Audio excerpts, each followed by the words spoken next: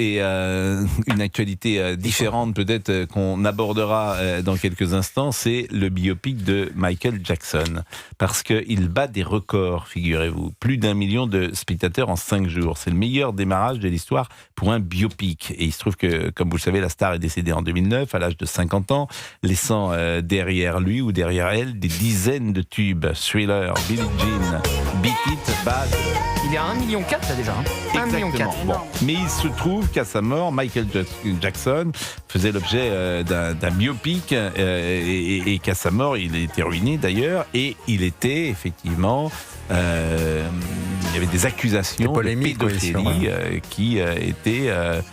très importante à l'époque. A priori, d'ailleurs, tout s'est négocié. C'était dans le film au début. Exactement. Ça avait été tourné même. Il y avait toute une partie qui a été tournée. Bien sûr que si. Il y a toute une partie qui a été tournée et qui revenait sur les accusations de pédocriminalité qui visaient Michael Jackson. Sauf que les réalisateurs du film, les producteurs, avaient un contrat avec les ayants droit de la musique de Michael Jackson, donc sa famille. Et dans ce contrat, il était précisé qu'ils ne pouvaient pas parler des affaires pédocriminelles. Et ils ont oublié de parler, donc ils ont dû refaire toute la fin du film parce que sinon ils ne pouvaient pas mettre les titres de musique dans le biopic. Donc ils ont dû choisir entre les titres et les histoires autour de la pédocriminalité. Ils ont besoin des titres pour faire le film. Et ils ont besoin exactement. Et donc c'est la famille qui avait fait un contrat pour empêcher qu'on en parle. La question qui est intéressante, c'est est-ce que vous avez envie d'entendre Michael Jackson aujourd'hui en sachant effectivement les accusations qui pèsent sur lui? Ça, c'est une question toute simple. Est-ce que vous avez envie de l'entendre ou pas? Là, on l'entend. C'est deux choses différentes. On peut vraiment pas faire de distinction entre l'artiste et je sais pas. Est-ce qu'on peut? C'est la question qu'on se pose aujourd'hui. Moi, je vous la pose en tout cas. Il est décédé, donc le principe du contradictoire, c'est un peu compliqué. Mais on peut voir un biopic sur Michael Jackson. Écoutez, amis, et ne pas cautionner. On a le droit de regarder Le Pianiste de Roman Polanski ou pas? Oui. Est-ce qu'on a le droit de regarder J'accuse de Roman Polanski? Moi, je crois qu'il faut faire une différence. Mais c'est un bon exemple. C'est un très bon exemple. Entre la vie de l'artiste, qui peut être critiqué, qui peut être... on est au-delà de la critique, parce que quand mais d'accord, qui peut être condamné, qui peut être condamné, qui peut être condamné pénalement. Il n'a pas été condamné. Il n'a pas été condamné. Je crois qu'il y a eu un deal financier très important. Et puis l'œuvre, c'est autre chose. C'est une reconnaissance aussi de culpabilité. Alors aux États-Unis, c'est pas exactement pareil. Du reste, l'œuvre est d'ordre immatériel. Attention. Mais non, mais ce qui est intéressant, on jette tout Degas, on jette tout Gauguin, on jette Céline, on jette ce qui est intéressant, Verlaine avec sa vie, ce qui est intéressant, ce qui est intéressant, c'est que si biopic est-il vraiment retrace toute son histoire en y intégrant justement ces polémiques, ces plaintes qui ont été faites, toutes ces accusations qui ont été faites, là j'estime que ce biopic présente tout son intérêt. Mais si effectivement il a été expurgé d'une partie de cette histoire, c'est la question qu'on peut se poser. On va aller en régie, parce qu'en régie, je crois qu'ils sont plusieurs à l'avoir vu. D'abord, on va saluer notre ami Fabrice Lafitte. Oui, bonjour Pascal, bonjour à tous, effectivement. Bonjour, vous l'avez vu? Oui, j'ai vu ce film dimanche, ce super biopic. Alors effectivement, pour le moment, toutes les affaires concernant Michael Jackson sont occultées. Ah ben voilà, oui. Voilà, et là c'est la partie de sa carrière qui s'arrête à partir de 1988 avec l'album, ça va jusqu'à l'album Bad, ça va de sa naissance à l'album Bad. Voilà. Parce qu'il y aura deux parties, et à la fin c'est marqué sa vie continue. Sa vie continue, donc ça laisse supposer qu'il y aura une seconde partie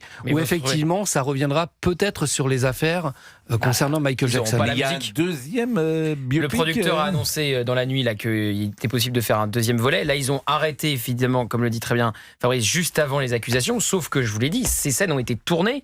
Elles ont été re-shootées, comme on dit. On a retourné toute la fin pour pas qu'elles apparaissent dans le film. Et ils vont avoir le même problème. Dans l'interview du producteur, il dit il y a de multiples titres qui sont arrivés après la période qu'on n'a pas tournée sur Michael Jackson qu'on pourra mettre dedans. Donc si vous voulez mettre les titres, ils pourront toujours pas parler des histoires de pédocriminalité. C'est sous contrat. On va marquer une pause à 17h27. On demandera à Laurent Tessier son avis parce qu'il l'a vu également, Laurent. Et puis on saluera Alexandre Omar. Ils sont en régie, tous les trois. Wallis Glaise pour la dernière fois de la journée pour le rappel des titres. À tout de suite. Et nous sommes pour la dernière demi-heure avec Sarah Salman, Roland Perret, Gilbert Collard, Gauthier Lebret et Olivier Guénec. On peut parler des années 80 qui ont eu un succès chez les jeunes avec ce film Juste une illusion, que vous avez peut-être vu. Je disais que j'avais pas terminé le tour de la régie tout à l'heure avec Alexandre Omar. Je ne sais pas si Alexandre est encore là. Bonjour Alexandre. Pascal. Et bonjour à Laurent Tessier. Bonjour à tous. Qui prépare sans doute sa chronique de 6h15. Oh oui, 6h15, 7h20. Je regarde tous les sujets. Et là, entre le 1er mai et les carburants, je sens que j'ai de quoi faire. Et ce matin, vous étiez sur le Paris Saint-Germain. Ah, formidable. Ce qui fait que vous avez regardé le match extrêmement tard avant de produire votre chronique. Et oui, mais c'est la passion, c'est l'amour. Même si on dort 4 heures, on est là, on est présent. Je suis d'accord avec vous. Et dans votre chronique, vous parlez beaucoup de votre épouse. Il y a un côté Madame Colombo. Mais oui, non, parce que Madame n'arrête pas de passer devant l'écran de télévision pendant les matchs de foot. Elle fait exprès, donc ça m'énerve. Mais ça veut dire quoi? Pourquoi elle passe devant l'écran de télévision? Pour m'énerver, tu vas louper l'action. Alors que ça, c'est pas possible au bout d'un moment. Ah oui, vraiment non, mais les soirées chez les Tessiers, c'est 45 ans. Ah bah oui, c'est bien. Nous sommes des enfants. Non mais c'est bien. Donc, qui a vu le film Juste une illusion? Moi, je l'ai vu aussi. Ouais. Bon, et est-ce que vous avez été sensible aux années 80? J'ai trouvé que cette chronique de cette famille des années 80 était extrêmement bien faite. Alors, je ne suis pas certain que la famille juive ait été parfaitement incarnée. C'est-à-dire qu'on sait que c'est une famille juive, mais on n'y croit pas. On n'arrive pas à croire une seconde que Camille Cotin puisse être d'origine juive du Maroc. Et pareil pour Louis Garrel qui vient d'Algérie. Mais hormis cela, sincèrement, je trouve que les dialogues sont savoureux. Les aventures de ce petit garçon qui me fait rappeler un peu la boum, les premiers émois de ce petit garçon dans sa vie, premier émoi amoureux, c'est un peu vraiment la boum. Je trouve que tout est extrêmement drôle et puis c'est très émouvant le discours de la bar mitzvah que la maman écoute, ça arrache des larmes. C'est extrêmement bien fait. Franchement, moi j'ai passé un très très bon moment pour ce film. C'est hyper drôle. Le passage avec les deux présidents, moi je trouve, je ne vais pas spoiler, mais c'est extraordinaire. J'ai vraiment ri pendant le film. Alors effectivement, il y a le chancelier. Il y a François Mitterrand qui tient la main de Helmut Kohl devant l'ossuaire de Douaumont. C'est une image pour l'histoire et on va pas spoiler, mais la manière dont est interprétée dans le film cette photo et cette image et cette journée est particulière. Qu'y a-t-il? Non, je trouve que la photo de Mitterrand avec Helmut Kohl est très... Gilbert Collard. Je peux me permettre... Alors attention, je suis infiniment respectueux de l'ossuaire, qu'on se comprenne bien. J'ai peur de ce que vous allez dire. Mon père est né à Vitry-le-François, donc j'ai été élevé à Verdun, moi. Mais je la trouve ridicule, cette photo. Il est tellement petit, Mitterrand, à côté du gros Kohl. C'est pas possible. Non, mais c'est une image pour l'histoire. Ne salissez pas. Non, mais la réconciliation, c'est la réconciliation allemande. On a l'impression on a les tout petits à côté. Mais écoutez, qu'à mettre des sables monter sur les estrades. Enfin, écoutez, j'ai honte, mais je vous dis ce que je ressens. Vous n'êtes pas grand non plus, Gilbert. Vous n'êtes pas grand non plus. Mais non, je ne suis pas allé à Douaumont. Et vous n'avez pas été président de la République. Mais c'est une erreur de l'histoire. Vous ressentez mal. Du reste, je vous annonce que je vais être candidat. Ah bon, un de plus. Bon, un de plus. Mais vous ressentez mal, c'est tout. Bon, en tout cas, ce film, Juste une illusion, c'est... t'as ridicule, cette photo, toi. Bon, alors, j'espère que chacun se souvient de cette photo pour l'histoire. Oui, mais décrivez-la, tiens, décrivez-la. François Mitterrand a son manteau. Heureusement encore. Jusque-là, tout va bien. Non, mais non. Helmut Kohl aussi avait un manteau. Simplement un costume. Vous ne voulez pas qu'il prenne froid en plus. Il a son manteau sombre. Il a un bonnet. C'est tout ce qui lui serait arrivé à Verdun, du reste. Oh, il a son manteau sombre et Helmut Kohl également. Ça doit être une photo à 11 novembre. Bon, donc il y a deux manteaux, d'accord. Non, mais bon. Ils se tiennent la main. Qu'est-ce qu'il est fort. Ils se tiennent la main. Ils se tiennent la main, voilà. On est devant. La main dans la main, il y a une chanson là-dedans. Exactement, ils sont devant l'ossuaire de Douaumont. Silence, respect. 11 novembre, c'est la réconciliation franco-allemande. En quelle année était-ce? Je ne sais pas. Il y avait encore des poilus de 14 qui étaient sans doute vivants. Est-ce 84, 88? C'est quelle année? 86, 87? C'est une photo qui traverse l'histoire et qui est extrêmement émouvante et qui marque la proximité. Mais est-ce qu'on sait comment cette photo a été faite? Est-ce qu'on leur a suggéré de se prendre la main? Est-ce que ça a été naturel? Moi, je veux bien qu'on parle de cette photo, mais c'est pas l'essentiel du film. Juste une illusion. C'est Sarah qui nous a mis là-dessus. Non, mais Sarah raconte une anecdote. Mais c'était une anecdote, parce que j'ai trouvé ça drôle. C'est que Juste une illusion, Sarah Salman, ça vous a plu? C'est une immersion sensorielle dans les années 80. Bon, voilà. Une immersion sensorielle. Oui, une immersion Après, sensorielle. moi, il y avait des références que j'avais pas. Par exemple, la valise RTL, je savais pas ce que c'était. Ah bon? Non. Quoi, là? Mais tu sais que c'est toujours en cours. Hein. Non, mais je savais pas ce que c'était. Mais quoi, la balise? La valise. C'est quoi cette émission? Bon, l'immersion sensorielle, effectivement, dans cette période-là, peut être intéressante. Parce que ceux qui l'ont connu retrouvent effectivement un peu de leur passé, un peu de leur souffle. Et puis ceux qui effectivement ne l'ont pas connu peuvent être intéressés notamment par toute une série de chansons qu'on peut écouter d'ailleurs. Ah, je vais aller le voir. Ça c'est, comment dire... Jean-Louis Aubert. Oui.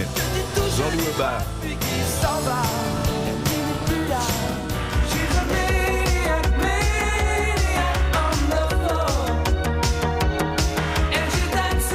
C'est Michael Sambello avec Maniac qui fait partie de la BO de Flashdance. Toute ma jeunesse. La musique du flic de Beverly Hills, incontournable des années 80. Bon, alors pourquoi le public est-il, à votre avis, si intéressé? Non, mais là, vous me donnez envie, je vais aller le voir. Non, mais il est par vraiment exemple, bien. Gauthier Lebret, qui est le plus jeune. Les jeunes retrouvent la génération de leurs parents. Oui, mais Gauthier les jeunes Lebret, de 20 ans. pourquoi ça vous a plu? Parce que j'aime bien les films déjà de Toledano et Nakache, parce qu'ils sont drôles, parce que il n'y a pas besoin de connaître les années 80 ou d'avoir grandi dans les années 80, ou même d'être nostalgique particulièrement des années 80, même si cette musique effectivement fait encore danser aujourd'hui en boîte de nuit, parce que c'est la chronique d'une famille, comme le disait Roland Pérez, avec des problématiques au fond qui sont celles d'aujourd'hui et qui sont universelles, c'est-à-dire que ce petit garçon, il peut être des années 80, des années 90, des années 2000, c'est la découverte des sens, c'est la découverte de l'amour, voilà, donc cette famille, elle pourrait se développer aujourd'hui, certaines problématiques seraient peut-être différentes, il n'y aurait plus le sida et quoique la vague de chômage, elle a toujours lieu, mais voilà, au fond, elle est assez universelle, cette famille, elle pourrait être une famille, ça pourrait être une famille aujourd'hui des années 2000, donc tout le monde peut se transposer dans ce film. On n'est pas bloqué dans les années 80, il se trouve que ça se passe dans les années 80, parce que c'est l'enfance de Toledano et Nakache. Mais bon, les problématiques n'ont pas vraiment changé. Hein. C'est intéressant de vous écouter parce que je pense que les problématiques ont beaucoup changé, pour tout vous dire, et que c'est pour ça que... Un petit garçon qui découvre l'amour, ça a beaucoup changé? Parce que c'est quand même les problèmes de chômage, ça n'a pas changé non plus. L'environnement sociologique de l'amour n'est pas le même, d'abord. Non, c'est assez universel. Gilbert Collard. Mais l'amour est universel. L'amour est universel, bien sûr. Depuis que l'homme et la femme est la femme. Mais le sujet du film, c'est un petit garçon qui tombe. C'est un jeune garçon qui tombe amoureux. Oui, mais il y a un retour un peu à la pureté. Oui, mais c'est insupportable, monsieur Lebret. Gilbert Collard. Vous êtes un tyran de la parole. Oui, bien sûr. C'est vous qui dites ça. Non, mais il y a l'histoire et cette mais non, histoire mais ce qu'elle dit, c'est gnangnan, elle dit quelque chose de mignon et de gnangnan. Bon. Non, c'est mignon. Il est présent avec l'amour. Il est sexiste avec Sarah Salman. Vous êtes en train de découvrir. Misogyne et sexiste. Non, je suis pas sexiste du tout. J'ai 2 filles. Je veux dire que quand tu as 2 filles et une femme sexologue, t'es pas sexiste. T'as intérêt. Ça n'a rien à voir, sexologue. Gynécologue et sexologue. Bon, elle m'a jamais soigné. Donc je finirai pas ma phrase. De toute façon, ici, il n'y a aucune liberté d'expression. Mais je vais vous dire que vous ne l'aviez même pas commencé. C'est pour ça que j'aurais bien aimé la finir. Donc je vous propose de marquer une pause et vous nous direz, parce que moi je ne suis pas d'accord avec... mais je suis d'accord avec vous, moi. Parce qu'il y a cette histoire, effectivement. Mais c'est pas l'important, l'histoire. Mais non. Ce qui est important pour moi dans le film, c'est le décor. Mais comme toujours. Et c'est pour ça, parfois, le film est, attaqué sur le scénario. Certains trouvent que le scénario est un peu plus faible, etc. Moi, je partage pas cette idée. Je trouve que c'est un pastel, c'est une sorte de tableau par petites touches qui te raconte une période et que cette période est très différente de celle que nous vivons aujourd'hui, notamment parce que le communautarisme existe aujourd'hui alors qu'il n'existait pas il y a 5 ans. Et puis l'environnement n'était pas le même. Et qu'il y a une forme de... Il n'y avait pas MeToo à l'époque, par exemple. Également, il y a un rapport entre les hommes et les femmes, vous avez raison, qui est différent. Parfois pour le meilleur, mais... Et pour le pire, et parfois, convenons-en pour le pire. Donc, je trouve qu'il y a une France qui existait, qui n'existe plus aujourd'hui. Et c'est précisément pour ça que ça nous touche. Mais chacun voit un film comme il l'entend. Gauthier a forcément raison pour lui. moi, je suis d'accord avec Gauthier, j'étais pas né dans les années 80 et le film me parle aussi. 80, le wokisme n'existait pas. Si lui a vu cela. Mais c'est pas un film politique, c'est pas un film politique. Tu veux dire que c'est un film romanesque? J'ai dit c'est un film de sensation. Oui, mais c'est pas un film politique, donc ça n'aborde pas les sujets. Parce que le communautarisme, 17h42. le voile de Creil, si on commence par là, c'est les années 80. Oui, c'est 89. 89, je crois. C'est vraiment la fin. C'est-à-dire que c'est pas un film politique, sauf que tout est politique. Ah oui, le vivre ensemble. Donc, vous ne pouvez pas vous empêcher, lorsque vous voyez un film comme ça, en tout cas, ce qui est moi mon cas, de poser un regard sur la société d'hier et de la comparer à celle d'aujourd'hui. Et d'y voir une différence. Hélas.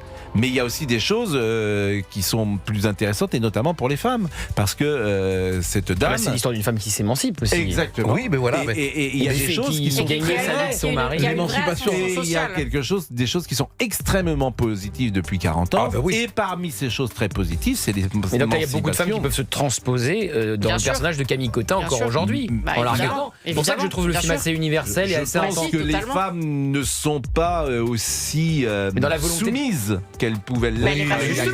Elle est tout soumise. C'est le personnage de Camille Cottin, c'est le contraire de la soumission. Elle gagne plus sa vie que son mari. C'est lui qui est au chômage. C'est elle qui fait de l'informatique. Elle a un départ dans la vie qui est difficile. Elles étaient cantonnées parfois à un rôle. Et effectivement, c'est une femme qui se bat, qui est une combattante, puisqu'elle sort du rôle dans lequel on l'avait cantonnée. Les grandes réformes pour la femme, 17h44. 70, 1975. À tout de suite.